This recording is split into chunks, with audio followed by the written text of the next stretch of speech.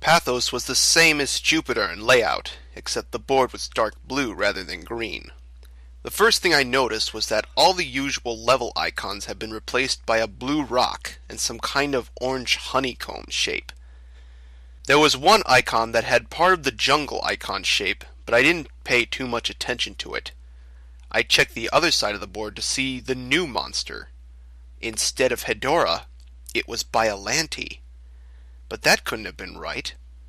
Godzilla vs. Biollante didn't come out until 1989, and this game was made in 1988. Perhaps Toho put Biollante in the game to build excitement for the movie next year, but changed their minds?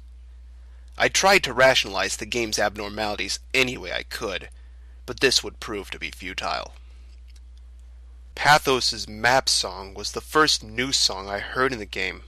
Like most of the new songs, it was hard to describe, but I'll try. It started out slow and suspenseful, much slower than any song in the game.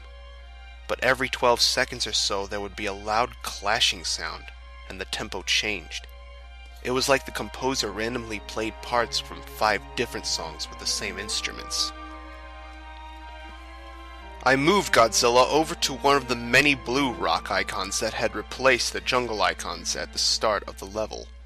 The level resembled a blue mountain range with a blood-red planet in the sky. But there was something odd about the mountains. They had a shredded paper look to them. I thought at first maybe the glitch had affected them, but it looked far too intentional to be true. I quickly noticed something else about this new level.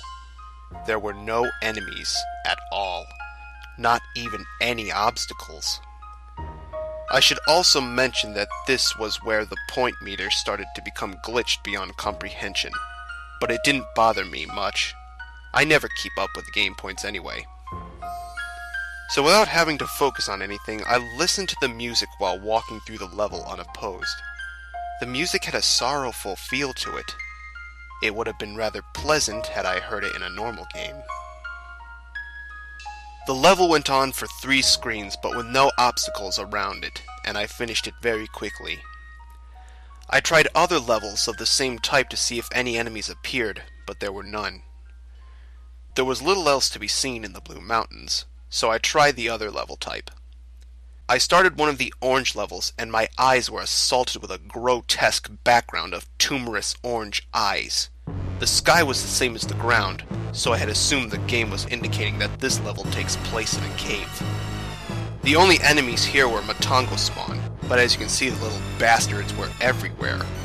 The music certainly didn't help, with a mixture of screeching sounds and loud drum beats that sounded like a monster's theme in a horror film. After completing it, I tried to avoid playing through any more of these levels whenever I could. The map was short, so it was only a few minutes before I was headed towards a rematch with Gezora and Mogira. But this time, the sprites and attack patterns were vastly different. I fought Mogira first. Mogira's replacement was a flying machine with a slight resemblance to a Pascagoula alien. It was a bit like fighting Mothra, only it moved with a lot more grace. It attacked by spinning its front tentacles like a corkscrew, and it still had an I-beam, except now it fired from the drill. This lanky apparition has replaced Gezora, and the new beast was far more of a challenge. It would run and jump at a fast pace, constantly swinging its arms around, making it hard to get close. And of course, it tried to pin me in a corner with as much annoying resolve as ever. I defeated it using a combination of tail whips and a heat beam spamming. I defeated them and went to go fight Titanosaurus. But when I started the fight, Titanosaurus was nowhere to be seen, and the game simply went back to the map with the Titanosaurus piece now missing. There was no one left to fight now but Biollante, so I eagerly started the battle. I was quite surprised that Biollante started the fight in her rose form. She was immobile and used tentacles to keep me away from the main body, which took the most damage. As expected, she turned into her final form after taking enough damage. This fight looked pretty damn good for 8-bit. The battle technique was the same, except now Biollante could move, a bite slower than any other monster. Being hit by the tentacles did more damage now, and Biollante could do an acid spit, which I managed to avoid by jumping in the screen cap.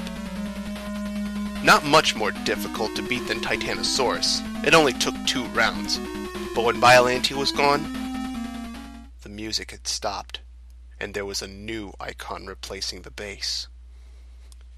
This icon wasn't there before I beat Biollante. It resembled a red tribal mask, and I had a feeling of dread when I saw it. But since it replaced the bass, it must be the only way to exit Pathos.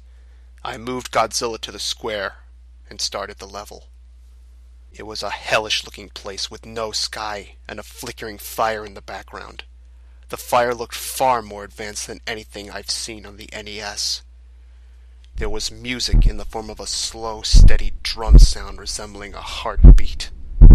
All the text on the top of the screen and the life bar were gone. In their place was a single bit of text in the middle of the screen that said, "Run." My feeling of dread had intensified. I cautiously walked through the level, but like the Blue Mountains, there were no enemies. I paced around for a minute before thinking, run? From what? The first time it hit me, I didn't even see it.